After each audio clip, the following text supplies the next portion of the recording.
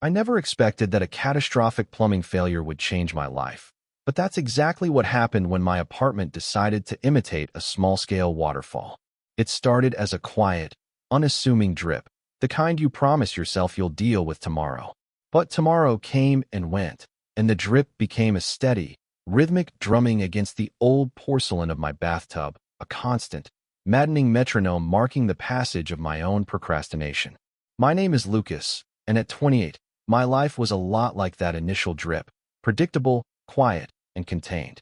I worked from home as a freelance editor, my world neatly confined to the four walls of my pre-war apartment, a place I loved for its high ceilings and charming, if slightly dilapidated, character. My routine was my sanctuary. Coffee at 7, work until lunch, a walk in the afternoon if the weather was kind, and evenings spent with books or the soft glow of a screen. It was a peaceful existence, but a solitary one. I had friends, of course, but my day-to-day life was an island of my own making, and most of the time, I was content with the quiet tides. I was observant, always noticing the little details in the world around me. The way the late afternoon sun slanted through my large windows, the smell of rain on the hot pavement in summer, the lives of my neighbors as glimpsed through their own illuminated squares at night. And I had certainly noticed Julian. You couldn't really miss him. He was the plumber contracted by our building's management company, a presence as solid and reliable as the old brick structure itself. He was probably around my age, maybe a year or two older, with broad shoulders that strained the fabric of his dark blue work shirt and arms covered in a fascinating roadmap of faded tattoos. He had dark, unruly hair that always seemed to be falling into his eyes, and a concentration so intense when he was working that it created little furrows between his brows. I'd seen him a few times over the years, fixing a radiator in the lobby or dealing with a leaky pipe in the basement. Our interactions had been minimal, limited to polite nods or a quick hello in the hallway. From my safe, analytical distance, I had constructed a whole persona for him. He was confident, capable, the kind of guy who knew how to fix things, not just with his hands but in life. He moved with an easy grace, a self-assuredness that I, in my quiet and introspective world, found both intimidating and deeply attractive. He was, in my mind, completely and utterly unattainable.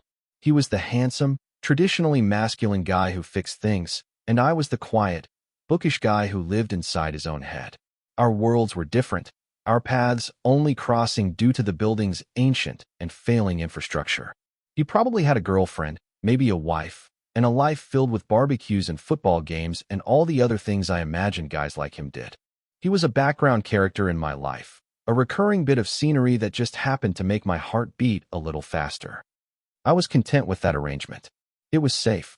Admiring from a distance required no vulnerability, no risk of rejection. He was a pleasant thought, a brief daydream during a slow afternoon. I never imagined a scenario where he would be standing in my bathroom for hours on end, his toolbox open on my floor like a treasure chest of mysterious instruments, the scent of metal and something uniquely him filling my small apartment. But that, of course, is exactly what was about to happen. The drip, my procrastinated upon problem, decided it had waited long enough. One Tuesday morning, it escalated without any further warning. The gentle drumming became a frantic hammering, and then a gushing sound, a horrifying torrent of water that was not just filling my tub, but splashing onto the tiled floor. Panic, cold and sharp, seized me. This was no longer a simple fix. This was a disaster. This was the kind of thing that required an immediate call to the superintendent, the kind of thing that required an expert, the kind of thing that required Julian. Let me take you back to that moment of pure, unadulterated chaos. Water was everywhere. I threw every towel I owned onto the floor, creating a sad, soggy dam that was losing the battle spectacularly. I called my building's superintendent, Mr. Henderson, my voice an octave higher than usual. He was a kind, elderly man who moved at a glacial pace, and he listened patiently before delivering the news I both dreaded and, on some ridiculous, subconscious level, hoped for. Sounds like you burst a pipe in the wall, Lucas. I'll have to shut the water off for the whole line. I'm calling Julian. He'll be there as soon as he can. And so I waited. The gushing had been reduced to a mournful trickle once the main valve was shut, but my apartment was a wreck. The air was thick with the smell of damp plaster and my own anxiety. I paced my living room, running my hands through my hair, wondering about water damage, about the cost, about the sheer inconvenience of it all. And underneath that layer of practical worry was a different current of energy, a nervous, fluttering anticipation. Julian was coming. Here, into my space. About an hour later, a firm knock echoed on my door. I took a deep breath, trying to compose myself, to look less like a man whose apartment was actively trying to drown him and more like a normal, functioning adult. When I opened the door, he was standing there, and he looked even more solid and real up close than he did in the hallway. He had a smudge of dirt on his cheek, and his dark hair was damp with sweat, as if he'd run over from another job. "Mr. Henderson sent me," he said, his voice a low baritone that was somehow exactly what I expected. "You're Lucas?" I nodded, my own voice catching slightly. "Yeah, that's me. It's a bit of a mess. In here." I gestured vaguely behind me, towards the disaster zone that was my bathroom. He offered a small, reassuring smile that didn't quite reach his tired eyes. "Don't worry about it. It's what I do." He lifted his heavy toolbox with an ease that was almost careless and stepped over the threshold. The moment he entered, my small apartment seemed to shrink, suddenly filled with his presence. The quiet, predictable rhythm of my life had just been shattered, and the man responsible was now standing in my hallway. He went straight to the bathroom, and I trailed behind him like an anxious shadow. He surveyed the scene with a practiced eye, his expression unreadable. He knelt, running his hand along the damp wall behind the bathtub faucet. "Yep," he said, more to himself than to me. "That's an old galvanized pipe. Probably rusted straight through. I'm going to have to cut into the wall to get to it." The words themselves were bad news, implying noise, dust, and prolonged disruption. But the calm, matter-of-fact way he said them was strangely comforting. He knew what he was doing. He was in control. And just like that, my home was no longer just my own. It became his workshop. He laid down drop cloths with a surprising neatness, his movements efficient and precise. The first few hours were a blur of noise, the screech of a saw cutting through plasterboard, the clanging of wrenches, the low rumble of his voice as he occasionally muttered to himself. I tried to work in my living room, pretending to focus on a manuscript, but it was impossible. My attention was tethered to the man in the other room. Every so often, he'd emerge, covered in a fine layer of white dust, to ask a question or just to stretch his back. During one of these breaks, I found my voice. "Can I, get you some coffee? Or water?" He looked up, seeming to really see me for the first time since he'd arrived. He wiped his dusty hands on his jeans. "Coffee would be amazing. Thanks." I retreated to the safety of my kitchen, my hands trembling slightly as I measured out the grounds. It was such a simple act, making a cup of coffee, but it felt monumental. It was the first bridge across the professional divide between us. I brought him a mug, black, just how I guessed he'd take it. He took it from me, his calloused fingers brushing against mine for a fraction of a second. The contact was electric, a tiny spark of warmth that shot up my arm. He didn't seem to notice, or if he did, he gave no sign. "Thanks, Lucas," he said, taking a sip and closing his eyes for a moment in appreciation. The use of my first name felt different now, less like a client name on a work order and more like a name. The repair took the rest of the day and bled into the next. It was a bigger job than he'd anticipated.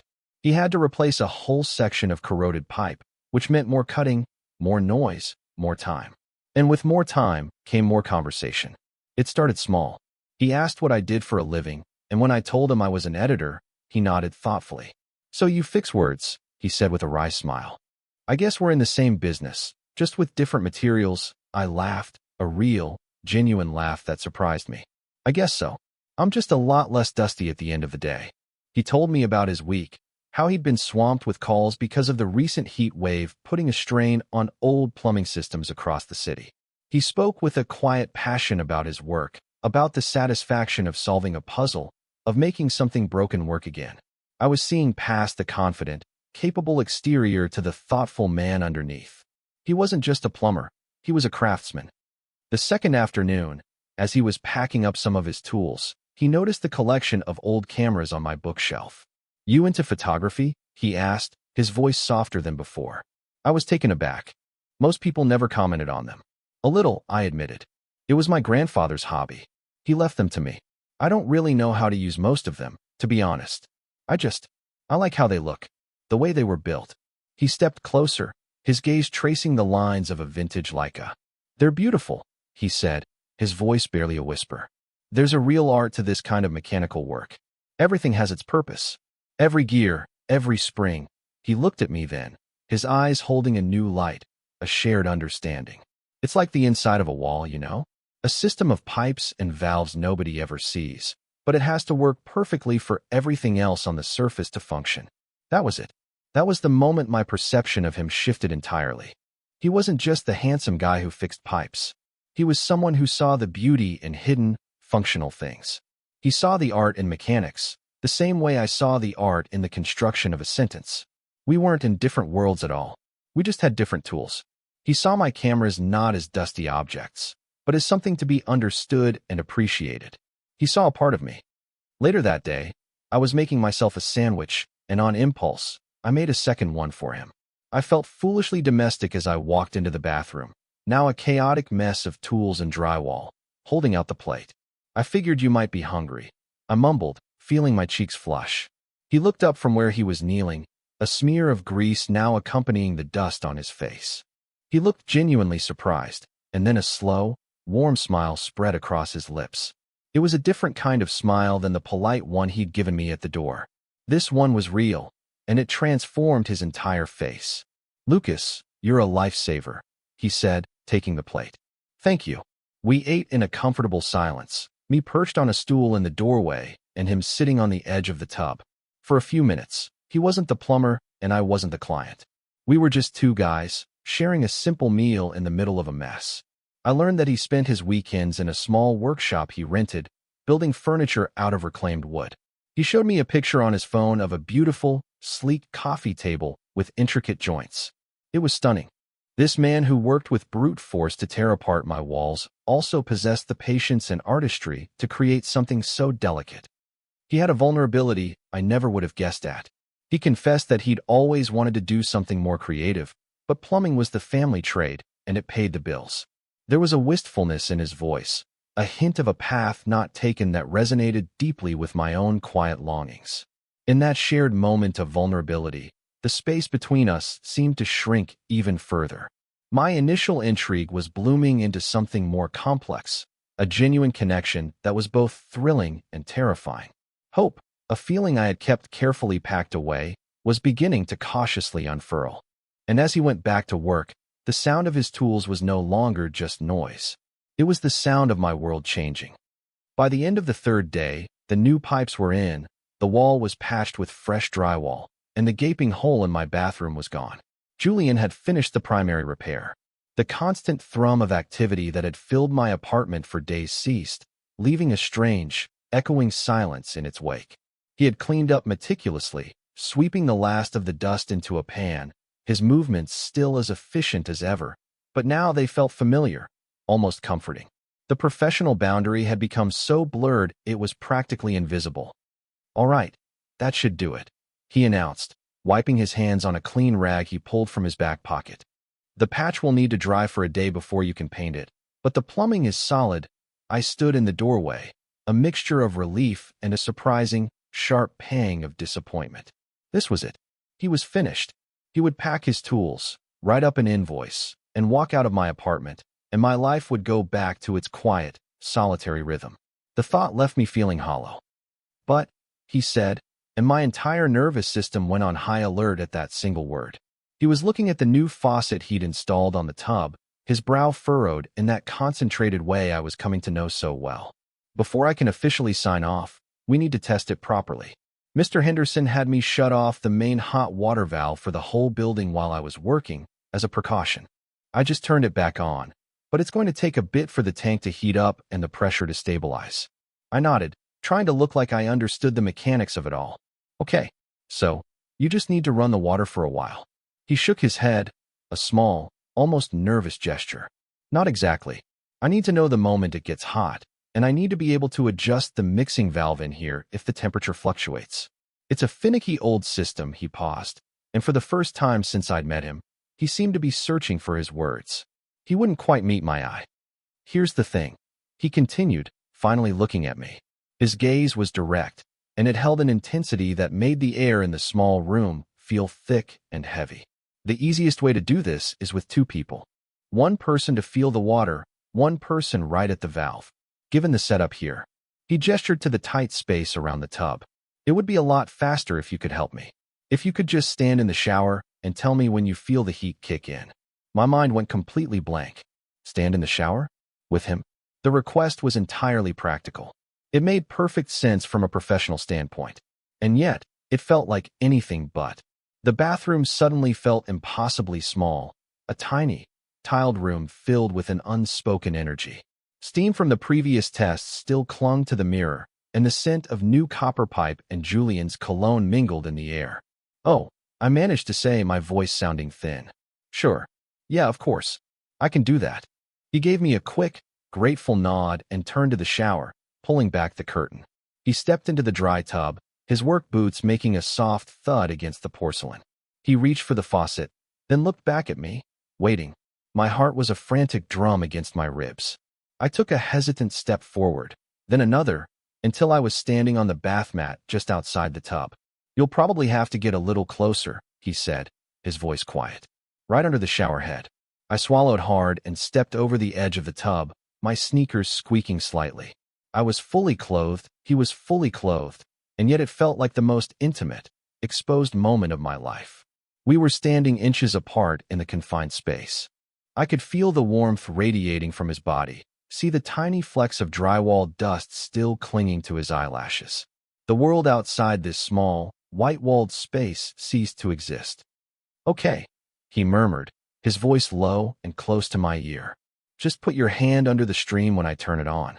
Tell me the second it changes. He reached around me to turn the handle, his arm brushing against my back. The contact was brief, but it sent a shiver through my entire body. Water, cold and clear, began to gush from the shower head, splashing against the tub floor and misting onto my jeans and the front of my shirt. I flinched, but I held my ground, extending a trembling hand into the spray. It was ice cold. Nothing yet, I said, my voice barely a whisper. He leaned in closer to adjust the faucet, his shoulder pressing firmly against mine. We stood there in silence, the only sound the rushing water, our bodies pressed together in the small, steamy enclosure. I was acutely aware of everything, the rhythm of his breathing, the solid muscle of his arm against my back, the way the water was starting to soak the collar of my shirt. Time seemed to stretch and warp. Seconds felt like minutes. Anything? He asked, his voice a low rumble that seemed to vibrate through me. Still cold. I choked out, my eyes fixed on my own white-knuckled hand in the water stream. My mind was racing, trying to make sense of this. Was this normal? Was this just part of the job for him? Or was this something else? Was it possible that he felt it too? This suffocating, electric tension between us? The steam was rising now, clouding the small space, creating a private, hazy world just for the two of us. Then I felt it. A subtle shift. A touch of warmth. Wait, I said, my voice cracking. I think yes. It's getting warm now. He didn't move back. He didn't pull away. He just stayed there, his body a solid, warm presence against mine, as the water turned from cool to warm to hot. We stood there for what felt like an eternity, bathed in steam and the sound of the water, not speaking, not moving. The professional reason for our proximity was over, but we remained. And in that charged, silent moment, everything changed. I knew, with a certainty that settled deep in my bones, that this was no longer about the plumbing. After that moment, a moment that felt like it had lasted a lifetime and a single heartbeat all at once, the spell was broken by the mundane. Julian finally shifted, moving back to shut off the water. The sudden absence of his body against mine left me feeling strangely cold, despite the lingering steam. The silence that rushed in to replace the sound of the shower was deafening. I quickly stepped out of the tub, my sneakers squelching on the bath mat, acutely aware of my damp shirt clinging to my skin. Looks like it's working perfectly, he said, his voice sounding a little rough, a little strained. He refused to look at me, focusing instead on drying his hands with the rag from his pocket. The easy camaraderie we had built over the past few days had evaporated, replaced by a thick, vibrating tension. The air was heavy with all the things we weren't saying. I didn't know what to do, what to say. Was I supposed to pretend that was just a normal part of a plumbing repair? I just stood there, dripping slightly onto my own floor, my mind replaying the last 5 minutes on a loop. The feeling of his shoulder against mine, the sound of his breathing so close to my ear, the way he had hesitated before pulling away. Every detail was seared into my memory. Had I imagined it all? Was I just projecting my own feelings onto a simple, professional interaction? The doubt began to creep in, cold and unwelcome. He finished packing the last of his tools into the large box, the metallic clicks and clinks sounding unnaturally loud in the quiet apartment. "Well," he said, still not looking at me directly, "that's everything. I'll have the office send you the final invoice." "And Mr. Henderson knows the wall needs painting." He straightened up, finally lifting his gaze to meet mine. His expression was guarded, unreadable, but there was something in his eyes, a flicker of uncertainty, of vulnerability, that mirrored my own. "Thank you," I said, my voice sounding weak. "For everything. For fixing it so quickly." He just nodded, hoisting the toolbox as if it weighed nothing. He walked past me, out of the bathroom and towards the front door. I followed him, my feet feeling like lead. This was it. He was leaving. The window of opportunity, if there ever had been one, was closing, and I was too much of a coward to do anything about it. At the door, he paused, his hand on the knob. He turned back to me, and for a second, I thought he was going to say something that would explain the charged atmosphere in the bathroom, something that would acknowledge what had passed between us. My heart leaped with a wild, foolish hope. But all he said was, "Take care of those cameras, Lucas," and then he was gone. The door clicked shut behind him, and I was alone again in my quiet, orderly apartment. But it wasn't the same. The silence was different now. It was filled with the ghost of his presence. I could still smell the faint scent of his cologne mixed with copper and drywall dust. I could still feel the phantom pressure of his arm against my back. I walked back to the bathroom and stared at the spot where we had stood together. It was just an empty shower stall, but to me, it felt like a sacred space, a place where the entire trajectory of my life had potentially shifted. The next 24 hours were a special kind of torture. I was adrift in a sea of overthinking. I replayed every conversation, every glance, every brief touch. I analyzed the shower scene from every conceivable angle. The logical part of my brain told me I was being ridiculous. He was a plumber doing his job. The space was small. Of course we had to stand close. It was a purely functional, pragmatic solution to a problem. It meant nothing. But the hopeful, romantic part of me, the part one usually kept locked down tight, argued back fiercely. It insisted on the way he had looked at me when we talked about the cameras, the genuine warmth in his smile when I gave him the sandwich, the undeniable hesitation in the shower. Why hadn't he moved away sooner? Why did he seem so nervous when he left? That couldn't all be in my head, could it? This internal debate was exhausting. Hope and fear were at war within me, and I was the battlefield. One moment, I would be filled with a soaring, giddy certainty that he felt something for me. The next, I would crash into a pit of despair, convinced I had misinterpreted everything, that I had made a fool of myself. I jumped at every sound in the hallway, my heart pounding in my chest, hoping it was him coming back for some forgotten tool, some forgotten reason. But it never was. I tried to distract myself, to get back to my routine. I sat at my desk, staring at the same paragraph for over an hour, the words blurring into meaningless shapes. The quiet solitude that had once been my comfort now felt like a punishment. The apartment felt too big, too empty. The rhythm of my life was gone, replaced by a painful, anxious waiting for something that was probably never going to happen. I had tasted connection, a real, vibrant connection, and now the silence he left behind was all the more profound. I had let him walk out the door without saying a single word, and the regret was a physical weight in my chest. The following evening, I was trying to lose myself in a movie, failing spectacularly, when there was a knock on my door. My entire body went rigid. It couldn't be. It was too late for a casual visit, too early for a morning work call. My heart hammered against my ribs, a frantic, hopeful, terrified rhythm. I walked to the door like a man walking to his own execution, my hand trembling as I reached for the knob. I peered through the peephole, and my breath caught in my throat. It was him. It was Julian. He wasn't in his work clothes. He was wearing a simple gray t-shirt and jeans. He didn't have his toolbox. His hands were empty, shoved nervously into his pockets. He looked different, younger, less like the confident tradesman and more like just a man standing outside my door looking profoundly uncertain. I took a shaky breath and opened the door. "Julian," I said, my voice barely a whisper. "Hey," he replied, his own voice quiet. He wouldn't meet my eyes, his gaze fixed somewhere over my shoulder. "Sorry to bother you so late. I was just in the neighborhood, and I thought I forgot a wrench." It was the flimsiest excuse I had ever heard. We both knew he hadn't forgotten anything. His meticulous cleanup had made that impossible. The lie hung in the air between us, transparent and fragile. This was it, the moment of truth. My fear and my hope were screaming at each other inside my head. But for once, hope was winning. I had to know. "You didn't forget a wrench, Julian," I said, my voice steady, surprising even myself. He finally looked at me, his eyes dark and filled with a turmoil that mirrored my own. He let out a long breath, a sigh of resignation, of surrender. "No," he said, shaking his head slowly. "No, I didn't." He took a step closer, into the frame of the doorway. I couldn't stop thinking about yesterday. About the shower. My heart felt like it was going to burst. He had felt it. I wasn't crazy.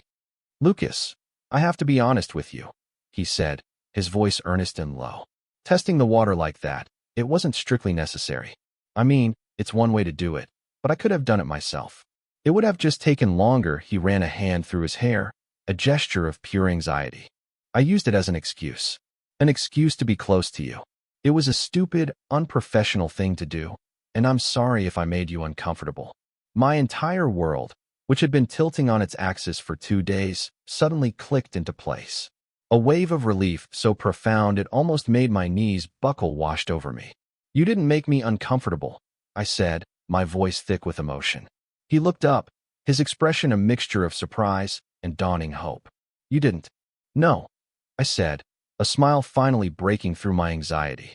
"The only thing that made me uncomfortable was when you left." The admission hung in the air, a final, vulnerable offering. His face softened, the tension draining away, replaced by the same warm, genuine smile he'd given me when I'd brought him the sandwich. "I couldn't stop thinking about you either," I confessed, the words tumbling out now that the dam had broken. "This whole time." He took another step, closing the remaining distance between us. He was standing in my apartment now, the door still open to the hallway. He reached out, his hand hesitating for a moment before gently cupping my jaw. His thumb brushed against my cheek, and the touch was no longer accidental or professional. It was intentional, tender, and it sent a fire through my veins. "I've been noticing you for months, Lucas," he confessed in a near whisper. "In the hallways. I never thought you'd be interested. I didn't know how to talk to you. So you decided to flood my apartment?" I asked, a weak laugh escaping me. He chuckled, a low, warm sound. "It wasn't part of the original plan, but I'm glad it happened." His gaze dropped to my lips, and all the humor, all the anxiety, all the uncertainty dissolved into a single, focused point of wanting. He leaned in slowly, giving me every chance to pull away, but I didn't. I couldn't. I met him halfway, and his lips met mine. The kiss was nothing like I had imagined, and everything I had hoped for. It was gentle at first, questioning, a confirmation of everything we had just admitted. Then, as I leaned into him, my hands coming up to rest on his chest, it deepened. It was a kiss full of relief and pent-up longing, of days of unspoken tension finally being released. It was solid and real, and it tasted faintly of hope. When we finally broke apart, we rested our foreheads together, both of us breathing heavily. The chaos was over. The silence was finally, truly peaceful. He was here. And this time, he wasn't leaving. The weeks that followed the flood and the kiss were a study in quiet discovery. Our first official date didn't involve any tools or leaking pipes. We went to a small Italian restaurant, and over plates of pasta, we started to fill in the sketches of each other we had made. I learned that the tattoos on his arms were designs he had drawn himself, each one representing a place he'd traveled to before settling down to take over his father's business. He learned about my childhood in a small town, about my love for old movies, about the novel I secretly dreamed of writing one day. It was easy, so much easier than I ever could have imagined. All the anxiety I had felt, the fear of our worlds being too different, it all just melted away. We discovered that our worlds weren't different at all. They were just different expressions of the same things. We both valued craftsmanship, whether in a well-made joint of a table or a well-turned phrase in a book. We both found beauty in things that were old and had a history. We were both quieter, more observant than people might guess. He started spending his weekends at my apartment. Sometimes he would bring over pieces of wood from his workshop and sit on my living room floor, sanding them down while I worked at my desk, the soft, scraping sound a new, comforting part of my daily rhythm. I would read passages of my writing aloud to him, and he would listen with that same intense concentration he'd had when he was diagnosing my plumbing, offering insights that were surprisingly sharp and intuitive. My solitary island was no longer solitary. It was a shared space, richer and warmer than it had ever been before. We fell into a comfortable, domestic routine. We cooked together in my small kitchen, bumping hips and stealing kisses. We watched old movies on my couch, his arm a solid, comforting weight around my shoulders. He fixed the wobbly leg on my favorite armchair, a small act of care that meant more to me than any grand romantic gesture. And I helped him organize the chaotic receipts for his business, bringing a little bit of my orderly world into his. We were fitting our lives together, piece by piece. One evening, a couple of months after we'd gotten together, we were washing dishes after dinner. Julian was washing, and I was drying. The old pipes in the wall gurgled, a familiar, deep groaning sound that used to fill me with a sense of dread. Now it just made me smile. Julian heard it too, and he paused, looking over at me with a playful glint in his eye. "Sounds like the building's complaining again," he said. I laughed. "It's just saying hello." He finished rinsing the last plate and turned off the water. He dried his hands on a towel, then reached out and took the dish I was holding, placing it on the rack. He turned back to me, cornering me playfully against the counter. "You know," he said, his voice a low murmur, "we never did properly confirm if the water pressure in the kitchen sink is stable." He reached around me and turned on the hot water, a mischievous smile playing on his lips. He took my hand and placed it under the warm stream, then covered it with his own. The water flowed over our joined hands, and we just stood there for a moment, bathed in the soft light of the kitchen. The gesture was a callback, a sweet, intimate reminder of how this all began. It was a reminder of the steam, the tension, the unspoken hope in that tiny bathroom. "Feels perfect to me," I said softly, turning my hand over to lace my fingers with his under the water. He leaned in and kissed me, a slow, gentle kiss that was full of the comfort and certainty we had built together. The kiss said everything. It said that the fear was gone. It said that this was real. It said that we were home. Life has a funny way of working out, doesn't it? You can spend years building walls around yourself, creating a safe, predictable, and quiet routine, believing it's what you want. You think you're protecting yourself, but really, you're just keeping the world out. And all it takes is one catastrophic failure, one burst pipe, for all those walls to come crashing down. Sometimes things have to fall apart completely so that they can be put back together in a way you never could have planned, but that is infinitely better. I never would have expected that the loudest, most chaotic week of my life would lead to this profound and beautiful peace, but I am so incredibly grateful that it did.